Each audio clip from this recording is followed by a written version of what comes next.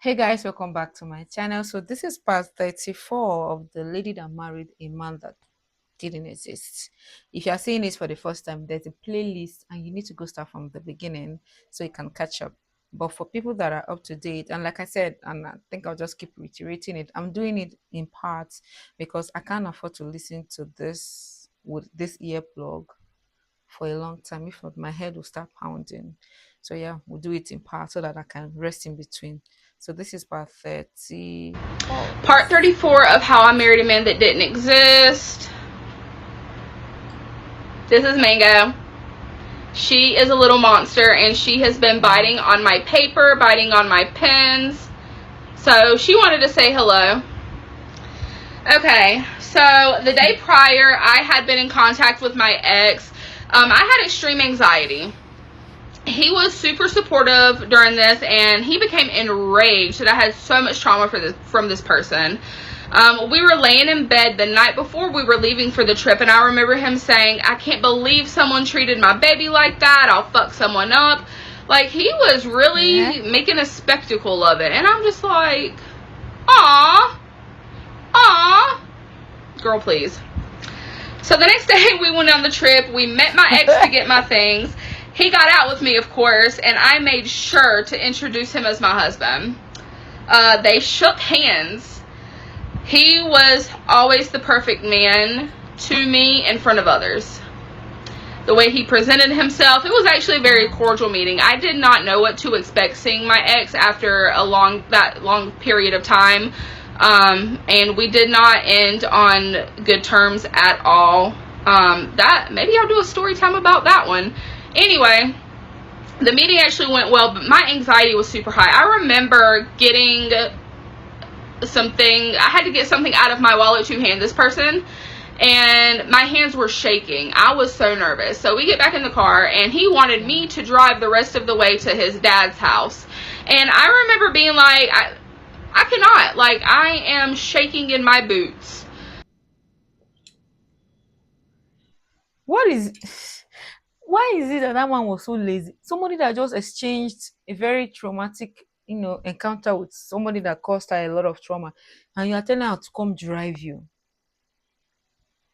I didn't know that he can go this low. I know that he's not a good person, but to make this demand of her on this occasion, So that's too he much. bitched about it, but he did end up driving the rest of the way.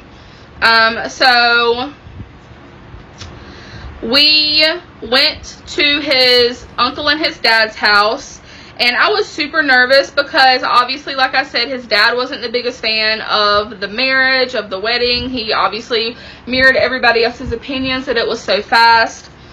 So to be clear, this was his uncle's house. His uncle's wife and their adult son lived there. It was a huge, gorgeous house. The dad lived in a trailer on the property. Now, this had been an arrangement for a very long time. Rob's father and Rob's uncle were brothers, obviously, and they were very close. And they have lived in proximity like this for a long time. So wherever the uncle moved, obviously Rob's dad was going with them, and it was just how it was. But he had his own separate living area, not inside of their house. So I get introduced to everyone. I felt so awkward. It was really awkward at first, I'm not gonna lie, and I'm an awkward person anyway, so I feel like I probably just make things 10 times worse. But I was just trying to be super sweet. I was obviously still trying to get the girls settled, the girls who were with us. After that, we pretty immediately got ready to go get in the pool. They had an in-ground pool. The girls wanted to go swimming, and so we were having a good time. His dad and I during this time were trying to scope each other out. So he was standing outside smoking. The girls were in and out of the pool. Rob had gotten in the pool. I had gotten in for a little bit. Me and his dad were having some short conversation. I was asking him a few questions. As the evening went on, I was starting to become more comfortable. I was talking to the Ann a lot. She was a person who was very creative, and she loved Halloween. She had entered in all these like pumpkin contests. They were amazing. I'm telling you, like, professional. She was just, it blew my mind. So we were going through all of that, and then me and his uncle had been communicating. So after the girls kind of got settled down and went to bed, the five of us no, 1, 2, 3, yeah, the 5 of us, we were sitting at the kitchen table and we had played a card game, and then they were trying to teach me how to play Yahtzee. I never got it. It's confusing for me. So we're just literally laughing. We are having a great time. Rob's dad was talking a lot to me. So they were asking a bunch of questions about my career, about my history, just about a lot of things. And I could tell that Rob's dad was liking what he heard. It really started to ease my I'm sure the reason why the man was, being standoffish was because he already knows the kind of person his son is. So he was already judging her using that eye of my son has not been able to amount to anything. So any woman that will say yes to my son is someone that is probably in the same mindset as him. So I'm sure that talking to Mrs. Chastity and seeing that, oh, this person has something going on for her, I'm sure it must have blown the man away too. I don't know if you guys can imagine. That's the way I'm saying it. So the man is beginning to see that, okay, this person is so much more than I expected. So I'm sure he must have been surprised. Why is she with my son? Are you clocking it? nerves, and it made me feel like, okay, well, I shouldn't be nervous anymore. He's funny, but he was just one of those guys that have like a resting bitch face and you're not really sure about. That night, his dad gave us $200 as a wedding gift. And I was just very moved by that. That was super sweet. So Sunday morning came, and we all went to Cracker Barrel for like Do you know what else just came into my mind? I'm sure he gave them that $200 because of her. He must have known that she must have been the one shouldering all the expenses. So that is his own way of saying, please, I'm sorry on behalf of my son. That's how I'm seeing it. What brunch. do It you was guys more think? like around lunchtime. Me and the girls were walking through the store that they have there. I was letting them, pick out whatever they wanted, as I do. And we were sitting and having this brunch together, and it was so nice. And it was another one of those feelings of, this is where I belong. So later that night, we were not supposed to be staying another night. We were supposed to be coming back Sunday during the day because the girls had school the next day.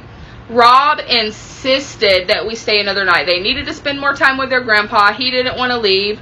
That meant us getting up at the ass crack of dawn the next morning at like 4 a.m. and driving back so the girls could make it to school. I didn't think it was a good idea. His mom was texting me pissed. But what have I said before? He was adamant, and you can't change his mind. So we do end up staying another night. And I had wanted to talk to Rob's dad alone. He was already in his, house. But I was scared. But Rob kept encouraging me, he's not going to bite your head off. Just go talk to him. Go tell him you want to see the old photo album. So I walked over to his house, and he came out. And I had asked him if I could see the photo album. He brings it out to me. So then we stand and we have a really good conversation. He started telling me about all the hell that he's been through with Rob, with the addiction, with him being in prison, with him bailing him out of jail once or twice, and that he just really had been sick of his shit, and he never thought he was going to get it together. He said that he was adamant that if Rob was to go back into active addiction with substances, that he was going to cut him off. We did have a conversation. I don't think at that point he knew how severe Rob's drinking problem was, but I did tell him that he did have a problem and that we were working on it. During this whole time of all these other things happening, we never stopped talking about detox and getting into treatment. It was always pushed around. So that's when Rob told me that he had been like observing me and seeing how I interacted with the girls and how I interacted with Rob. He said, Rob had brought a few girls to meet him in his lifetime, and that I seemed like I was very stable and had a good head on my shoulders. What did I tell you guys? What did I tell you guys? Didn't I tell you guys? Versus the others.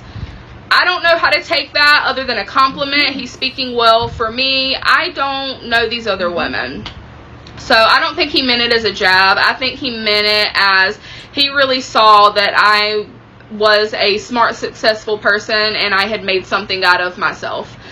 So that made me feel really good. And I was like, okay, it's going to be okay. I feel like I made a good impression. And he knows how much I love these girls. So after that, we ended up getting up early the next morning. And it took a lot to get Rob out of the bed. He obviously was still drinking. So as we're getting ready to go, the aunt was up early as she always is, and I'm trying to get the girls ready. The girls are sleepy. We're trying to get all of the things together. It was just madness, and I was tired. We couldn't leave yet because Rob was in the bathroom dry heaving and throwing up. So the aunt was standing in the kitchen with me, and we can hear Rob in the hallway bathroom, and I was mortified. I was so embarrassed. These people don't know his alcoholism. These people don't know the severity of what was really going on. And here he is in the bathroom being very loud. And it was just, I felt like I could have sunk to the floor and melted. So I just kind of looked at her and I apologized. And I'm like, you know, sometimes he doesn't feel good. I said he has stomach issues. I think he drank too much last night. Anyway, we gave each other a hug and we got on the road. I ended up driving the whole way. Of course I did. And by the time we got back to the house, I was so exhausted, I called out of work. I just started this job. I called out of work. Okay, so let's stop here and get into. And this is what happens when you entangle yourself with somebody that doesn't want to do anything for themselves. You will get, the person, him or her, will end up dragging you down to that level. You see, and hearing from her, if you follow the story from the beginning, you know that she's a hardworking person. She likes, to do something, to work. She's very dedicated to her work, and her calling out of work, I'm sure it must have, been something she didn't like, knowing her from the little I've heard. And I'm sure this won't be the first time it's going to happen. Being with a man like that or being with a woman like that, it will drain you. To drain you. Oh, okay, see you in part 35. So we're going to stop it here. Let me rest a bit. We'll continue in part 35. See you guys.